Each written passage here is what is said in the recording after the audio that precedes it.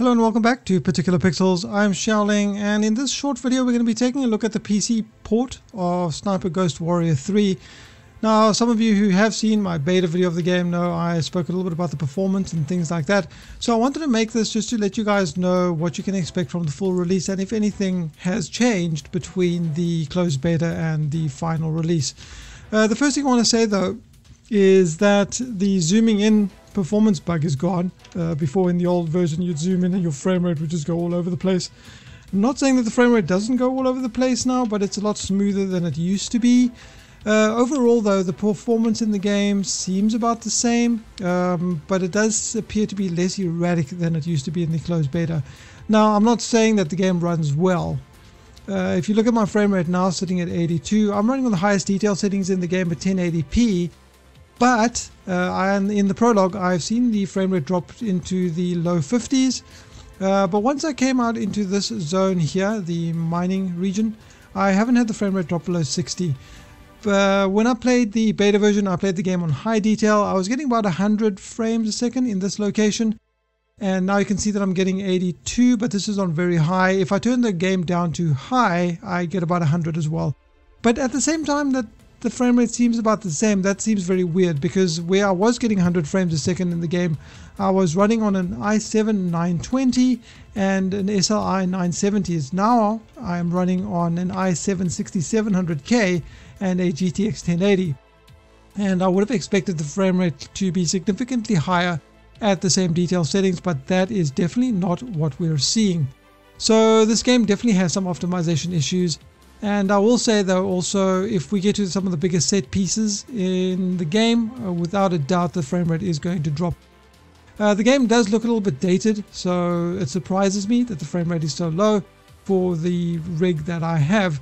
I'm not saying that it looks bad, just that I don't think that the visuals match with the performance. But with that out of the way, let's see. I only got the review code this morning, unfortunately, so I haven't had a chance to play through the game.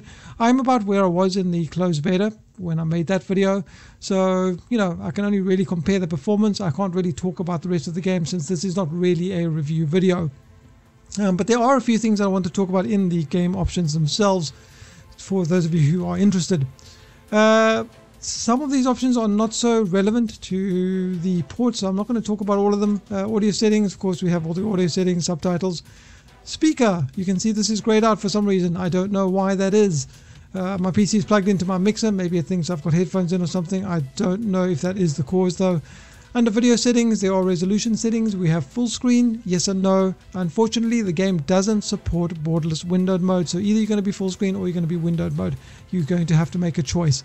Then of course there's going to be VSync. I have that off since I have a G-Sync screen. But I do want to say that the frame rate can be erratic at times. So I might actually cap the game at 60 just to get a more consistent frame rate and a more constant smooth experience, but I'll have to see as I play further into the game. We've got gamma settings as well, and of course here you've got your quality presets. If you don't want to use one of the presets, you've got a whole bunch of settings over here. You might notice though there is something distinctly missing, and that is an FOV. How can there not be an FOV slider in a game in 2017? The player base has been asking these developers for FOV settings since the first game. I didn't play the first two, but I've read the forums when I was playing the beta of this. That is a serious oversight, and I really hope that they plan on adding it, because that's going to turn very many potential buyers off purchasing this particular product. The other thing I want to talk about also is there is some texture pop-in. You aren't going to really notice that now. It's normally when you first load in the game, seems to be quite a common thing nowadays with these video game releases. When you go off your scope and sometimes you go back to your gun, it's not happening now. It hasn't happened that much, but I do want to say that it has happened. There are a number of difficulties that you can change. You can see normal, hard, bunch of different settings in each one. In challenge mode, you can customize your HUD experience and all that kind of thing as well. Something I find odd is the aim assistance cannot be disabled. So I don't know why this has gone back on again. Aim assistance is off. I turn them both off. You can see I have disabled them both. If I click on accept, nothing happens because that only switches the one. If I select this, okay, so that's weird. So I'll disable them both. If I press escape, you can see it says here, do I really want to save the changes? I click yes, and you'll notice that the aim assist remains on. So no matter what I do, I can't change it, and it doesn't matter if I go into any of these other difficulty settings. the aim assist just stays on, which is very odd. I think that's perhaps a bug. Moving on to the controller settings, of course, we've got sensitivities, invert axes, all that kind of thing. The controller cannot be customized in the game. Not that you'd want to play with the controller when you're playing on PC, but for those of you who do, for some reason, want to play with the controller, you will not be able to customize the controller. Moving on to the mouse settings, you've got sensitivity and aim sensitivity. It's nice to see there are two separate settings for that.